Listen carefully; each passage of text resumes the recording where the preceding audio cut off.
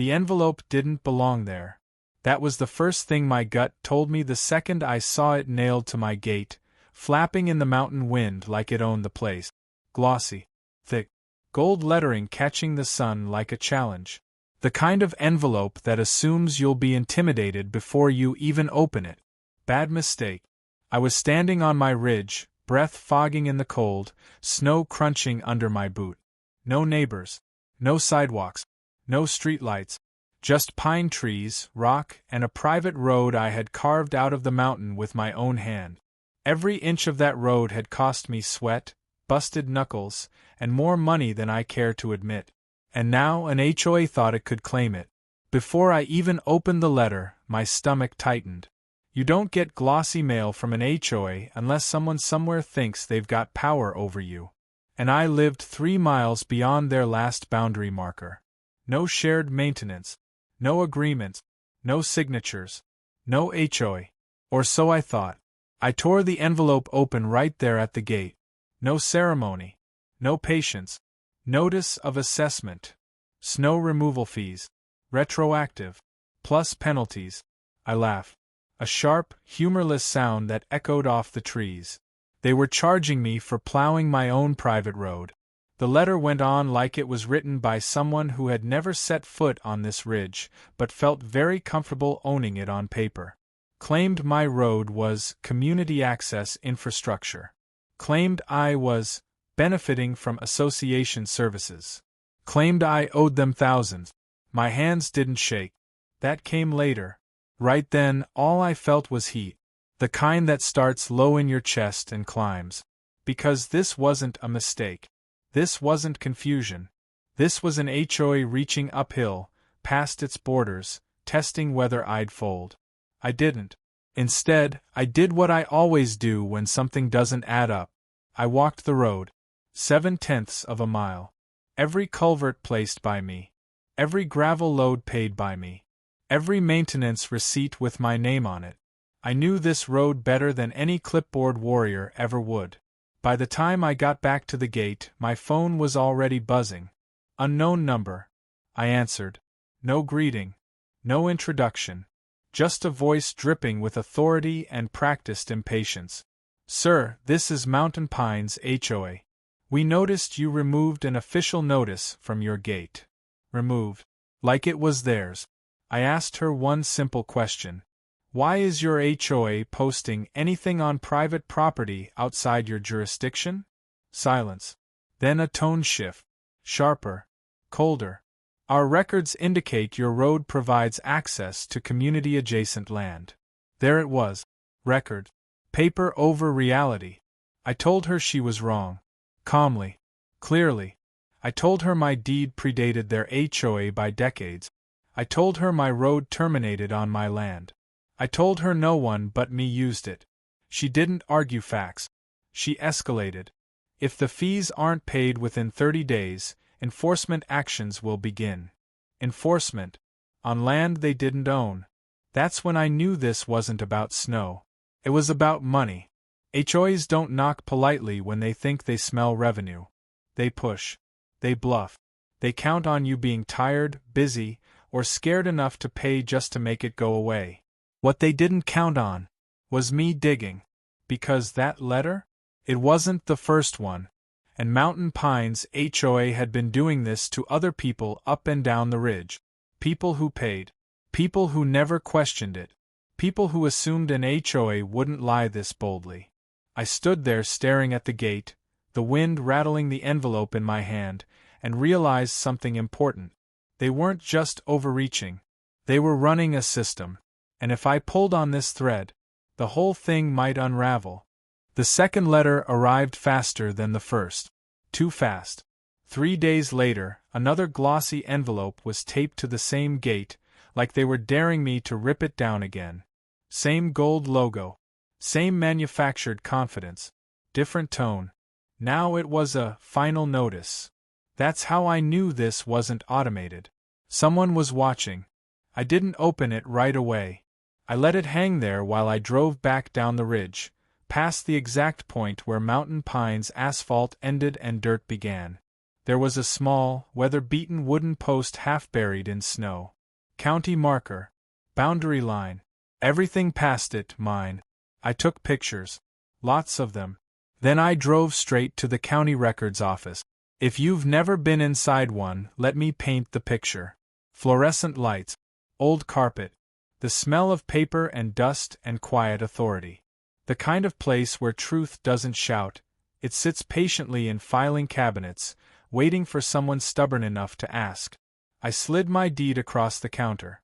The clerk barely glanced at it before nodding. Private access road, she said. Easement terminates on your parcel. HOA has no jurisdiction. No hesitation. No ambiguity. I asked her something else. How often do HOAs come in here asking about roads they don't own? She paused. Then she smiled the way people do when they've seen this movie before. More than you'd think. That's when I requested the public filings for Mountain Pines HOA. Meeting minutes, amendments, boundary maps, everything. What I found wasn't sloppy. It was deliberate. Buried in a revision from 5 years ago was a vague phrase. Community-adjacent infrastructure subject to association maintenance assessment. No coordinate. No parcel numbers. No signatures from affected landowners. Just words. Words they were using to send invoices uphill, hoping no one would challenge them. By the time I got home, I had a folder thick enough to make their final notice look laughable. That's when the calls started. Different number this time. Same voice. Less patience. She didn't introduce herself now. She demanded payment. I told her I'd been to the county. Silence again. Then a new tactic. You're obstructing association operations, she snapped. Failure to comply may result in legal escalation. Legal. That word scares most people. It didn't scare me. Because now I knew something she didn't. Mountain Pines HOA wasn't just wrong. They were exposed. So I told her something that made her inhale sharply through her teeth. Send it to court. That's when the mask slipped. She raised her voice. Accused me of theft. Claimed my gate blocked, community emergency access. Threatened liens. Threatened collections. I let her finish. Then I asked one question. Can you provide a single recorded easement proving your authority over my road? She hung up. No goodbye. No threat. Just a click. That night I didn't sleep much. Not because I was worried. Because I was curious. I started calling numbers I found buried in old complaint. People who lived along the ridge. Retired couples. One contractor. A woman who'd paid snow fees for years because she thought she had to. Every story was the same. Glossy letter. Urgent language. Vague authority. Quiet compliance. Until now. Because the next thing Mountain Pines HOA did? They didn't send a letter. They sent a lawyer. And the filing they dropped in my mailbox proved one thing beyond doubt. They weren't backing down. They were doubling down. The lawsuit was thin. That was the first thing that jumped out at me when I read it. Lots of confident language. Lots of legal-sounding threat. Very little substance. No map. No easements. No signatures tying me to Mountain Pines HOA in any way. Just assumptions stacked on top of assumptions, hoping the weight alone would crush me. That's how HOAs like this operate. They don't win by being right. They win by being expensive. The filing accused me of unjust enrichment. Claimed I was benefiting from community snow services. Claimed my road created emergency access obligations. It even suggested my gate violated safety standard. My gate. On my land. 3 miles outside their border. I sat at my kitchen table rereading it, coffee going cold, and realized something else. This wasn't written to convince a judge. It was written to scare me. So I did the opposite of what they expected. I responded. Not emotionally. Not defensively. Clinically. I hired a local property attorney who'd been practicing longer than Mountain Pines HOA had existed. The kind of man who didn't raise his voice because he didn't need to. When he finished reading their complaint, he leaned back in his chair and smiled. "This is going to hurt them," he said. That was the first time I felt it. Not anger. Not frustration. Momentum. We filed a response that did something HOAs hate. We demanded proof. Proof of jurisdiction. Proof of easements. Proof of authority. Proof of services rendered. And then we filed a counterclaim. Fraud. Harassment. Attempted unlawful assessment. That's when Mountain Pines HOA panicked. They sent another letter, this one amicable. Offered to reduce the fees. Suggested mediation. Suddenly they were flexible. Suddenly this was all a misunderstanding. We declined. Because once you see behind the curtain, you don't negotiate with the illusion. Discovery was where everything cracked. Emails surfaced between board members discussing Ridge properties as low-risk revenue. One message actually said, "They don't come down to meetings. They won't fight." They were wrong. Worse, we uncovered payment logs showing the HOA's snow contractor never once plowed my road. Not a single invoice. Not a single GPS log. Nothing. They weren't charging for services. They were charging for silence. The judge didn't like that. At the preliminary hearing, the HOA's attorney tried to argue community necessity. The judge stopped him mid-sentence. Does the HOA own the road? No. Maintain it? No. Hold a recorded easement? No. The room went very quiet. That's when the judge asked a question that changed everything. Then on what authority did you assess fees? No one answered. Because there wasn't one. The judge ordered a full audit of Mountain Pines HOA's assessment practices. Not just for me. For everyone. I walked out of that courtroom knowing something big had shifted. HOAs thrive in the shadows. They rely on the idea that no one will ever make them explain themselves under oath. Now they had to. Phones started ringing again. People I'd talked to weeks earlier were suddenly getting letters from the HOA offering refunds. Others were being told their fees had been misclassified. Too late. Because audits don't forget. And the deeper the state dug, the uglier it got. What started as snow removal fees on my private road was about to turn into something much bigger. Much louder. And for the first time since that glossy envelope appeared on my gate, Mountain Pines HOA wasn't calling me anymore. They were calling their insurance carrier. The silence didn't last. It never does when pressure starts closing in. 2 weeks after the judge ordered the audit, Mountain Pines HOA tried a different tactic. Not letters. Not lawyers. People. I was halfway through grading a new turnout on the road when a black SUV rolled up to my gate. No logos. No markings. Just tinted windows and entitlement. Out stepped the HOA president. She looked smaller in person. Tight smile. Perfect hair. That practiced confidence people wear when they're used to winning arguments by volume instead of fact. She didn't greet me. She pointed. At my gate. At the road. At the truck. She launched into a speech about community standards and shared responsibility, like she'd rehearsed it in the mirror all morning. Claimed I was hurting property values. Claimed emergency services, expected access. Claimed this whole mess could still be resolved quietly. Quietly. That word told me everything. I let her talk. Let the wind do the arguing for me.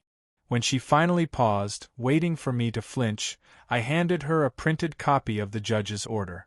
She skimmed it. Her face changed. Just a flicker. But it was there. That's when she said the one thing she shouldn't have. This audit is going to bankrupt us.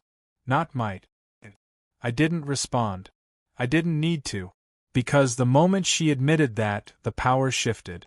She wasn't here to enforce rules. She was here to beg. She offered to waive everything. Past fees. Future fees. Even hinted at compensation for the inconvenience. All if I'd agree to withdraw my counterclaim and let the audit conclude naturally. I told her no. Because audits don't conclude naturally when something's rotting underneath. She left angry. Not shouting. Worse. Tight-lipped. Calculating. The kind of anger that looks for leverage instead of justice, and she found it. 2 days later, a county inspector showed up. Permit check, environmental review, road impact assessment. All perfectly timed. All requested anonymously. HOA Karen Playbook 101. But here's what they didn't expect. Every permit was clean. Every inspection passed. The road met standards they didn't even know existed. When the inspector left, he shook my hand and said, "Wish more private roads were built like this." That same week, the audit results began circulating. Mountain Pines HOA had been billing dozens of homeowners outside their legal boundary. Snow removal, road maintenance, emergency access fees. All without contracts. All without easements. Some people paid for years without realizing they never owed a dime. The state froze the HOA's account. Board members resigned overnight. Emails leaked. The president stopped returning calls. Then came the criminal referral. Wire fraud. Misrepresentation. False billing. The word handcuffs stopped being a metaphor. Court day came fast after that. This time, the room was packed. Former homeowners, reporters, even a few board members sitting far away from each other, eyes fixed on the floor. The judge didn't raise his voice. He didn't need to. He ruled every assessment against me illegal. Ordered full restitution with interest. Approved my counterclaim. And then did something no one expected. He forwarded the case to the district attorney from the bench. Mountain Pines HOA wasn't just losing. It was collapsing. Outside the courthouse, people thanked me. Said they'd been afraid. Said they thought fighting back would cost too much. They were right about one thing. It cost something. But what it gave back was worth far more. Because when one HOA gets dragged into the light, others start sweating. And this wasn't over yet. Because the DA's office had questions. And some of the answers were going to come with charges. The call from the district attorney came at dawn. Not a voicemail. Not an email. A real voice, measured and calm, asking if I could come in to clarify a few things. That's how they always phrase it when the case has teeth. By the time I walked into that office, Mountain Pines HOA was already bleeding out in public. Local news ran a short segment the night before, HOA under investigation for illegal fees. No names yet, but everyone knew. The assistant DA didn't waste time. He laid out spreadsheets across the table. Highlighted cells. Red numbers. Patterns. Years of billing people who lived outside HOA boundaries. Fake line items. Duplicate snow removal charges for roads they never touched. Emergency fees for services that didn't exist. And the road? My road? They'd listed it as community infrastructure in internal documents. No deed. No easement. No agreement. Just assumption and arrogance. That's when the DA asked the real question. Did anyone ever threaten you? I paused. Not because I was scared. Because I finally understood how far this had gone. I told him about the SUV. The inspection attempts. The anonymous complaints. The pressure to withdraw the audit. The quiet offers. He nodded like he'd heard the story before. Because he had. Turns out, I wasn't the first ridge owner they tried this on. Just the first one who didn't fold. Others paid out of fear. Out of exhaustion. Out of not knowing the law. That pattern changed everything. What had started as a civil dispute officially became a criminal investigation. Subpoenas went out that afternoon. Emails. Bank records. Vendor contract. And that's when the vendors started talking. Snow removal companies admitted they'd been paid to bill as directed, not where they actually plowed. One contractor confessed he'd never even been to my road, yet his invoices showed 3 winters' worth of work there. Someone had been pocketing the difference. By the end of the week, 2 former board members cut deals. Immunity in exchange for testimony. They brought binders, hard drives, meeting minutes labeled off record. The HOA president? She lawyered up and went silent.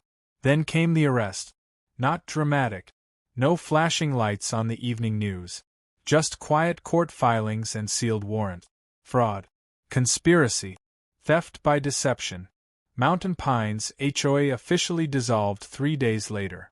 The neighborhood signs came down. The website vanished. Bank accounts locked. A decade of unchecked authority erased in less than a month. But here's the part no one talks about. After the collapse, my phone didn't stop ringing. Other HOAs, other counties, other people asking the same question.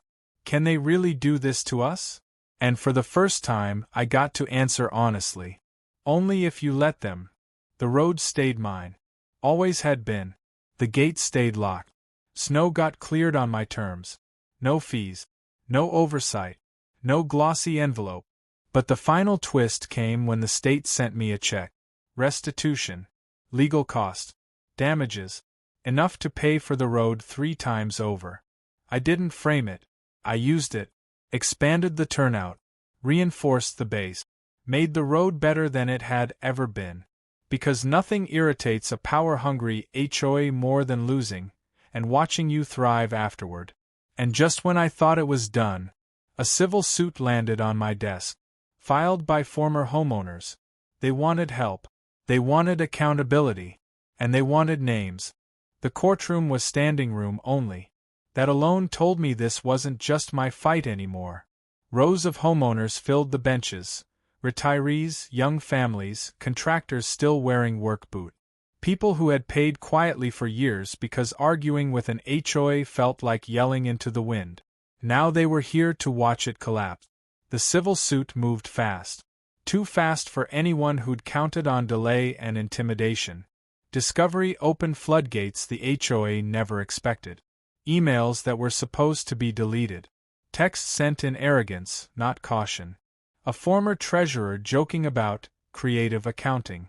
A board member admitting fines were great leverage. Every sentence tightened the noose. Their defense tried to paint it as mismanagement.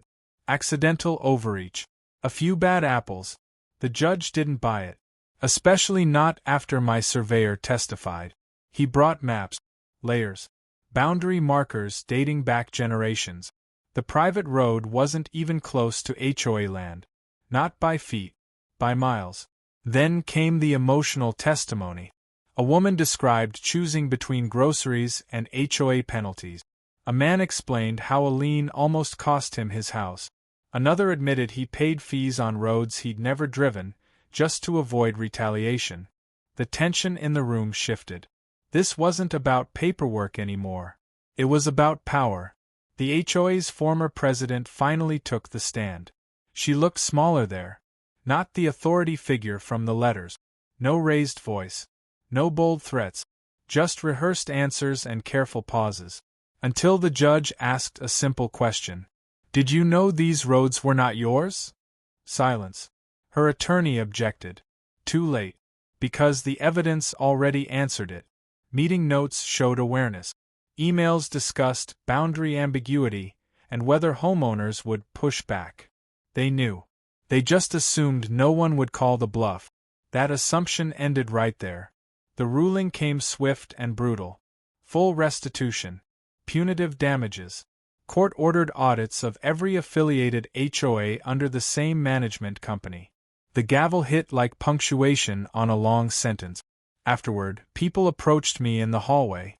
Some thanked me. Some apologized for doubting. Some just shook my hand like they'd witnessed something rare. Justice. Outside, cameras waited. Microphones reached. But I didn't give a speech. I didn't need to. Because the message was already clear. HOAs thrive on silence, confusion, and fear. Break any one of those and the whole structure starts to crack. Mountain Pines wasn't an exception. It was a warning. And as I drove back up my private road, snow clean, gate closed, horizon wide open, I realized something important. The land never changed. The power did. And it moved back where it belonged. One part left. Because the aftermath? That's where the real lesson lives. The fallout didn't explode. It echoed. Quiet at first. Then louder. Then everywhere. Within a week of the ruling, my phone wouldn't stop vibrating. Messages from strangers who somehow found my number. Emails from homeowners 3 states away. Contractors, retirees, single parents. All telling the same story with different details. Snow fees, road fees, maintenance assessments, 4 things that didn't exist. HOAs banking on exhaustion. Mountain Pines tried to issue a statement. It lasted 12 hours before their website went dark. Their management company quietly dissolved 2 LLCs and rebranded under a new name. Same office, same staff, different logo. Didn't matter. The audit uncovered years of fabricated expenses, shell vendors, and board kickbacks disguised as consulting fees. The county prosecutor stepped in. Then the state. That's when the handcuffs showed up. Not for everyone. Just the ones who thought they were untouchable. The former president took a plea. The treasurer flipped. The management company's owner resigned for health reasons and left the state 2 days later. Funny how health improves when subpoenas disappear. Meanwhile, the homeowners got checks. Not refunds. Settlements. Enough to fix roofs. Pay off credit cards. Take a breath. One family sent me a photo of their kids playing in a driveway they almost lost to a lien. Another told me they finally slept through the night without dreading the mail. And me? I didn't become a hero. I became something better. A reference. Because now, when an HOA sent a threatening letter to someone else, they didn't just panic. They replied with confidence. With records. With questions. Sometimes with my case number printed right at the top. I never planned to be that guy. I just wanted to plow my road and be left alone. But here's the thing no one tells you. HOAs don't stop because they're wrong.